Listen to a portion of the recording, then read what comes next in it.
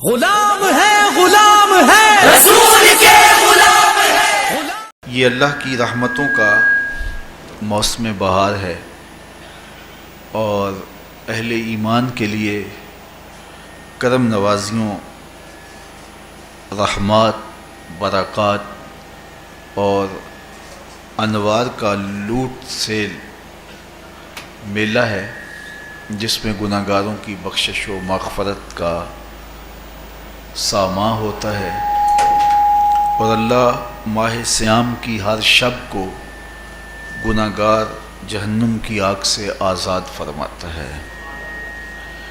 یہ بابرکت مہینہ اپنے دامن میں اتنی برکتیں لیے ہوئے جلوہ گر ہوتا ہے کہ رسول کریم صلی اللہ علیہ وآلہ وسلم نے ارشاد فرمایا، اگر لوگوں کو پتہ چل جائے کہ رمضان میں کیا ہے تو وہ آرزو کریں کہ پورا سال ہی رمضان رہے۔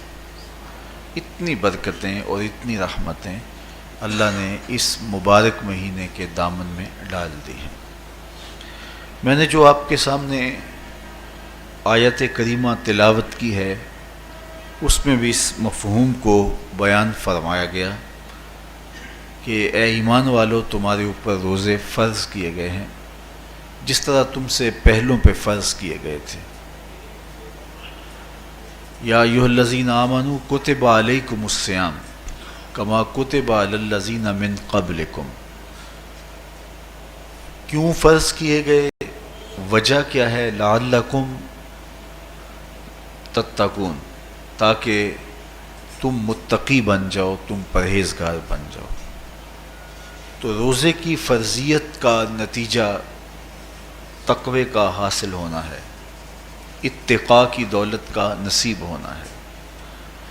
تو اس آیت کریمہ میں تین چیزیں بیان کی گئی۔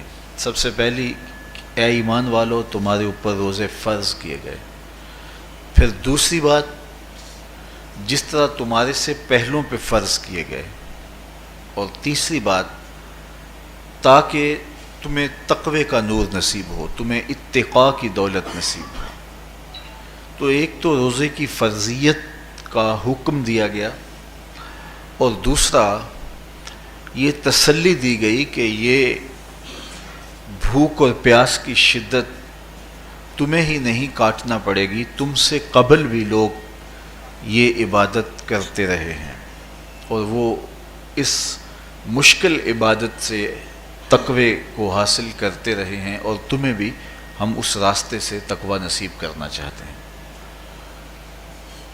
علامہ حقی علیہ رحمہ نے